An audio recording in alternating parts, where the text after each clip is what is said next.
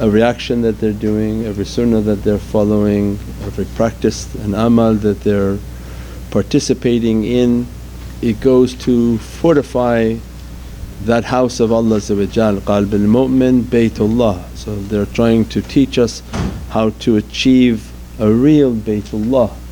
Well, now it's just our bayt, our house, my house in the middle of the street. My house means nothing. My house is filled with thieves and crooks and every type of bad characteristic that when the practices begin and all the actions. Yeah, this one you can put up there. InshaAllah.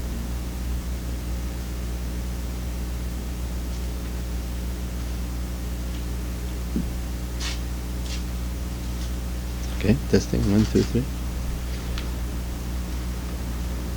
Then just a regular heart with no practices, it's just a house. And Prophet comes in our lives, Allah directing and inspiring, and Prophet teachings begin to come to the heart, that heart is a potential house of Allah, and that it has to be sanctified, has to be clean, has to be purified, has to be fortified. And everything that we're doing is based on that. Means, why do I have to do this? Why I have to pray? Why I have to give? Why I have to follow the sunnah? Why I have to read Qur'an? Why? All the questions, because Allah said that heart without a purification and fortification and building it up, it become like a shack. And if you put any type of diamond or jewel in a shack, with no doors, no windows, no nothing, every shaitan will run in and grab it and destroy it. And every action that person does, immediately shaitan pulls it out with all the bad character, bad actions, crookery, thievery, every type of badness that the person is doing, pulling everything out of their heart. And in the end the heart has no faith, shaitan has stolen their faith. So the turuqs and the lovers of Sayyidina Muhammad come to teach that everything we are doing is like a fortification for that heart. Is that I want my heart and my house of God within my heart to have solid doors. So it means all my actions and aman, my prayers, all of those, they begin to make those doors and windows of the house to be solid. Where shaitan like a wolf comes, I huff and I puff and I'm going to blow your house down. Means in each of those is a reality that if shaitan huff and puff can he blow your house, means then your house must have been made out of toilet paper. It's not out of bricks and stone. How he could blow your faith and one day your faith is gone? What was it made from? It didn't mean you made any faith, you didn't do anything for that house. Shouldn't be able to take your faith so quickly. So then there's a problem, there's an action that has to be corrected. So then the amals, the actions, all of them, Ya Rabbi, is in a prayer, Ya Rabbi, fortify my heart, fortify my heart to be solid, to adhere to everything that you're asking me to adhere to, so that shaitan can't enter my heart to destroy it. And no matter how much shaitans come and huff and they puff, they cannot blow your heart away. That's the testing. And that heart, because it all lines up, that heart has to have the love of Sayyidina Muhammad. What comes in all these Naat Sharif, all these nasheeds, all these salawats, these awliyaullah are teaching us secrets. Before you understand and you have doubt and all these things, just follow them, follow their way. That as soon as you make praisings upon Sayyidina Muhammad, it's the only thing that can come into the heart and begin to fortify everything around the heart. إِذَا جَاءَ نَصْرُ اللَّهِ وَالْفَتْحُ. The Nasrullah is Prophet.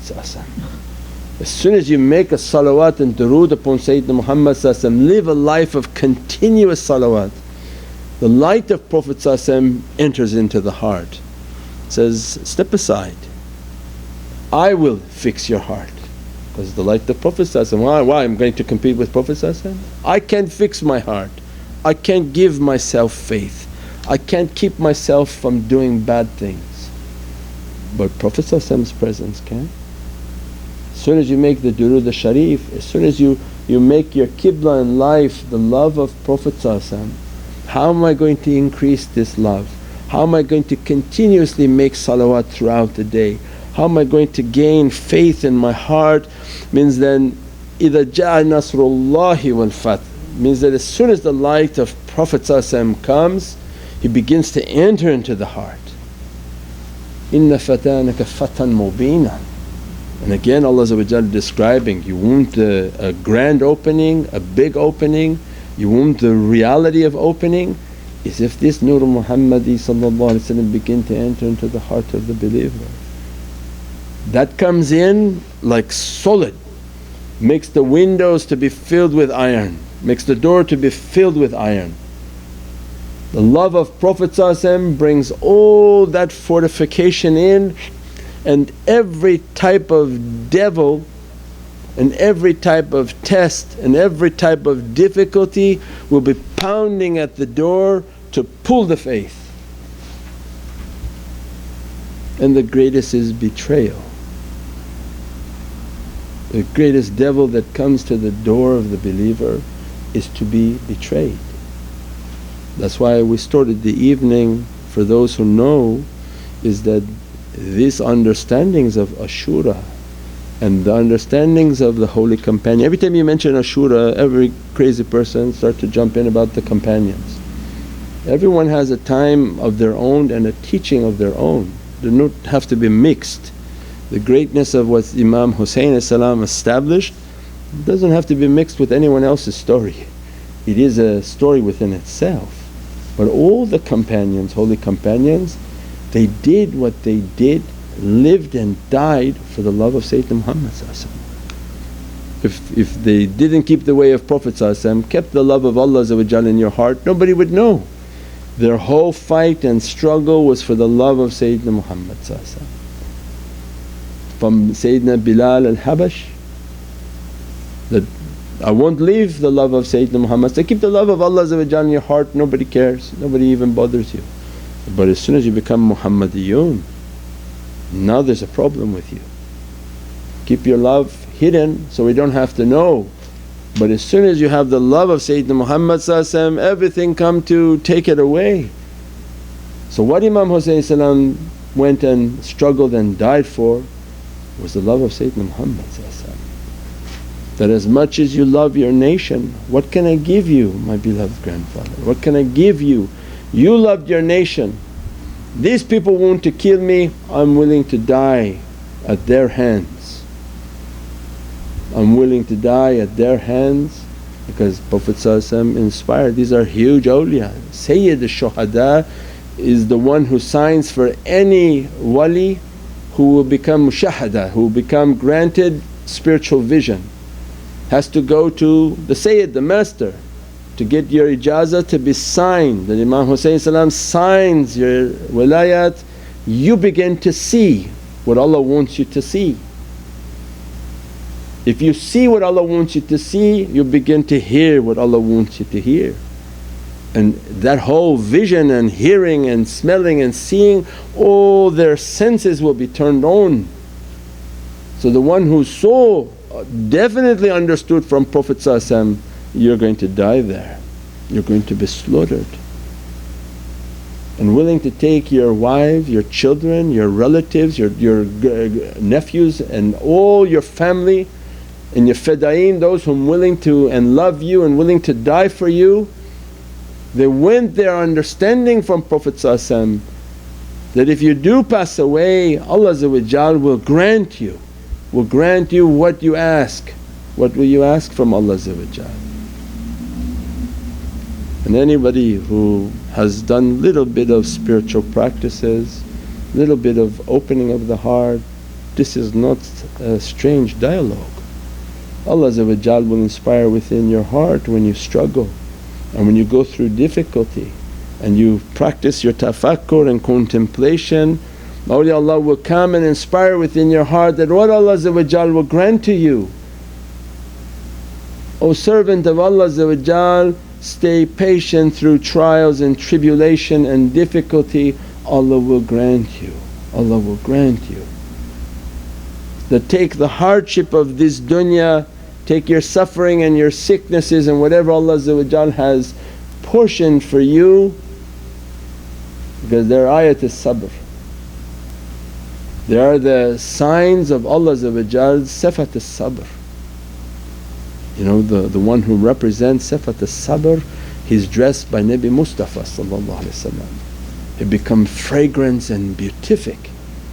So fragrant and beatific that the whole world till the Day of Judgment will remember that event that took place. With that love is dressing the heart that, Ya Rabbi, what I'm going to give as a gift to Sayyidina Muhammad that would make Prophet to be happy. I give my life and I give the life of all those following me in that direction. I went to teach, I went to spread love, and all they wanted was to fight. He was invited to come and teach, come and bring the light of your beloved grandfather here. Bring the way and the true way of Sayyidina Muhammad to be amongst us. And the worst of shayateen was the shayateen of betrayal. They betrayed. They said, no, as a matter of fact, I don't think we want you here, we're going to kill you and we're going to kill all your family with you. And he said, look, no harm for you, I'll go back. I didn't come with armies. He could have mounted all of Medina as an army to go and fight them if that was his intention. So I didn't come as an army, I came to spread love. So it means that to understand, he went for Prophet. He knew that he's going to be slaughtered, he knows all his family going to be thrown into difficulty, but as a result he would be granted intercession. And 73 perished that day, 72 of them intercede for every firqah that went wrong. How come ulama don't speak about that? We know the hadith that 72 groups will be wrong. They went astray from, think of all the crazy deviant groups. But Prophet ummati, ummati, you think Prophet can leave them to go astray and throw them into hell? Even they said, La ilaha illallah Muhammad Rasulullah once was enough, that Prophet to intercede for them. So the Imam Hussain said, I will come. Each one of mine who died will take one of those groups and intercede that, Ya Rabbi, you're asking us, what do you want from us? Allah will ask when you've been through such bad hardship, Allah will ask, Ya Abdi, what do you want? For the way in which you suffered, the way in which you went through your test, the way in which you died, what is it that you want I grant for you? You want me to throw all of them in hell and burn for all of eternity?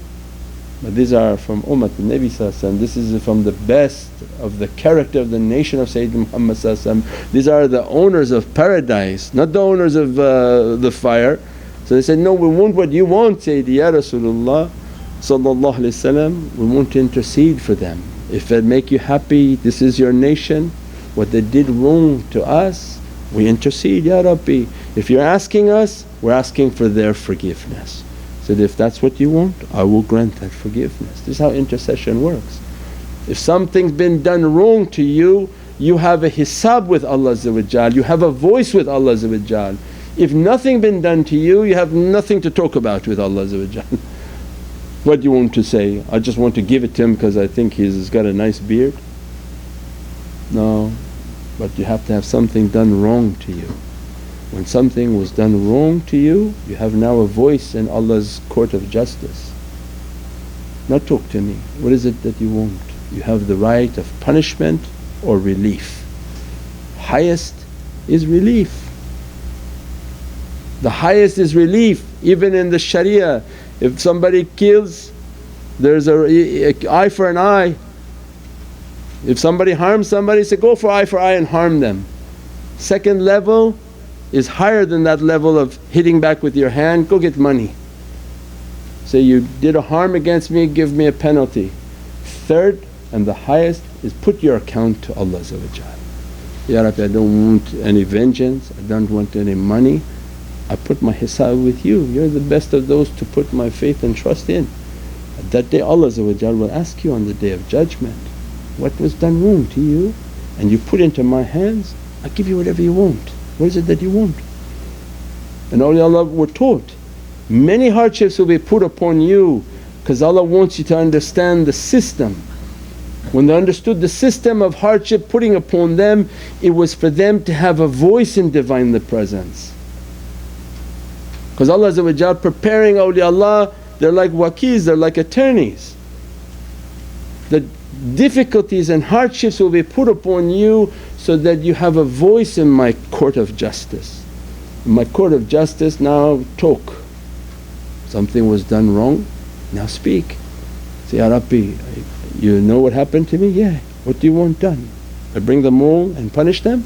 No, Ya Rabbi, if you're asking and you're giving me a right to speak, I'm asking that they be forgiven. I'm asking they be forgiven and they be granted from whatever blessings you want to grant upon them. And that's why Allah loves them. Otherwise, why Allah love awliyaullah? And everyone says, everyone's a wali. No, not everyone's a wali. Take your beatings and slappings and crushings, and then Allah will make you wali. And why Allah loves them? Because they put them through difficulty and hardship, and every night they cry to Allah, I'm losing my faith, I'm losing my hope, I'm losing through all these difficulties. And Prophet comes into their heart and says that, you do it for me, hold tight to my hand for me, keep coming, keep coming. And that's why when they recite these nasheeds, they understood that only the love of Prophet flows into your heart, and they can take a little bit more pounding, they can take a little bit more difficulty. For the love of Prophet they endure many trials and tribulations, and every ayatul Qur'an will explain that reality. قُلْ إِنِ كُنْتُمْ تُحِبُّونَ اللَّهَ فَاتَّبِعُونِي. Allah telling all of creation, you want my love? فَاتَّبِعُونِي. فَاتَّبِعُونِي is our entire existence. To follow Prophet is everything. So when you're being crushed, there comes فَاتَّبِعُونِي. Say, Ya Rabbi, I'm bailing, I'm out of this, these people are crazy. He was betrayed by the nation of Sayedena Muhammad. He wasn't betrayed by the kuffar, he was betrayed by his grandfather's nation. They're calling azan and slaughtering his children and his relatives. If betrayal isn't the greatest despair, there's nothing that can be greater. That he came for the love of Prophet and was betrayed, and as a result of that betrayal he stayed patient for the love of Prophet because he had to achieve what he had to achieve of that reality and intercession. So it means every shaitan comes to the door to take away faith, and on these holy nights they remind us, no matter what hardship and what difficulty you think you have in life is nothing compared to what they went through. They went through every type of testing. Their love for Prophet was the only thing that saved them. قُلْ إِنِ كُنْتُمْ تُحِبُّونَ اللَّهَ فَاتَّبِعُونِي. As soon as they followed and they held the hand of Prophet with every difficulty trying to bite their hand to let go, yuhibbukumullah began to enter into their hearts. The love of Allah began to radiate into the heart. To do something for Allah is one thing, but to do something for whom Allah loves is completely different sweetness. If you endure difficulty for Allah, it's okay, Allah happy for you. But to endure a difficulty for one whom Allah loves dearly, for the sake of your beloved, Ya Rabbi, I'm enduring that difficulty, it's very high in Divinely Presence. It's a self-sacrifice. It's a tremendous sign of faith that you endure difficulty for the love of Sayyidina Muhammad, means they perfected the faith on this day I have perfected your faith. And they loved Prophet more than they loved themselves. They were willing to give themselves, not psychological, not philosophical, but they gave themselves for the love of Prophet. And that to Allah is dear. And they give to us that example tonight always. Any type of difficulty you have, make your durood, make your salawat upon Prophet. See yourself always practicing tafakkur. Don't be lost by the illusion of this dunya thinking it's going forever. This dunya is going very fast. You don't want to be caught with your hands off of that reality and to be destroyed and ripped apart in this dunya. Watch the news and what's happening with everywhere you look, left and right, what this dunya is doing to people. You want to make sure your hand is tight onto the hand of Sayyidina Muhammad. Every durood, every salawat, as soon as difficulty comes, increase your praisings upon Prophet. Rizq, increase your praisings upon Prophet. Anything not opening, increase your salawats upon Prophet. Ask awliyaullah and they'll give you a salawat to recite. And each salawat always starts with Allahumma, mentioning Allah first and then the praise upon Prophet. Ja'uka wa astaghfirullah wa astaghfirukum rasul. Allah clarified in Qur'an, don't come to me, Ja'uka, go to presence of Prophet. Why I want to hear from you when you're not in the presence of your Rasul? You don't respect Prophet that you want to talk to me directly? Ja'uka, Allah said, go to the presence of Prophet. How to go to the presence of Prophet? Make durood al-sharif. As soon as you make a salawat on Prophet khuluqul azim, the greatest and best of character, Allah giving azimat to the name of Prophet, your khuluqul azim, best of character. As soon as they make one durood upon you, your ruhaniyat comes into their presence. What is it that you want? I'm going to start making a durood upon you. But at that time they talk to Prophet, Ya Sayyidi Ya Rasul Kareem, Ya Habib al-Azim, the Habib of Allah's azimat.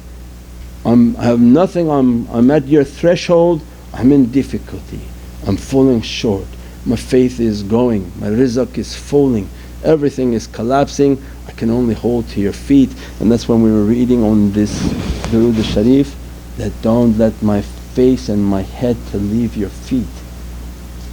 Don't let my head and my face to leave your feet. When Shaykh Abdul Qadir Jailani Qaddasallahu Sirruh said that all awliyaullah are under my foot, he was talking from the station of Sayyidina Muhammad.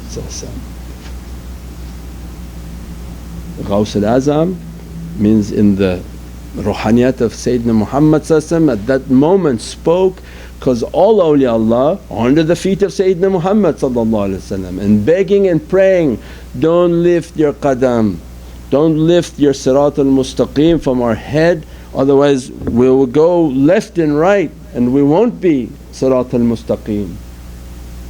So all these Nat Sharif is teaching the way of awliyaullah that, Ya Sayyidi Ya Rasulullah I'm in difficulty, your haqq, you're the haqq of Allah, with your haqq open all doors that are closed to me.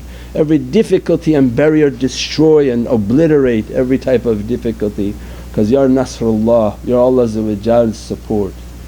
You're Allah's Fatih Mubin, a grand and magnificent opening, and they envision themselves at the feet of Prophet. We pray that Allah keep us in that light and in that love, and dress us from the lights and the openings of Ashura, Ashanura, which is an opening of tremendous lights on the 10th of Muharram, in which every nation was saved. And Allah most definitely huge savings for the nation of Sayyidina Muhammad, all by just fasting and remembering the sacrifices of all the holy companions, all the ahlul bayt and all the ahbab and Nabi. How many awliyaullah were killed and tortured for this love of Sayyidina Muhammad, just by sitting on that day to remember those days, and that night fasting on the 9th, fasting on Ashura. Allah dress them and grant them salvation from everything that the masters of the past achieved. Allah dresses upon that nation just sitting there and fasting.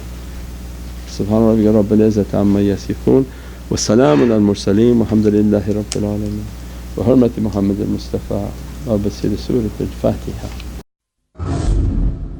سيدنا النبي سيدنا النبي سيدنا النبي سيدنا النبي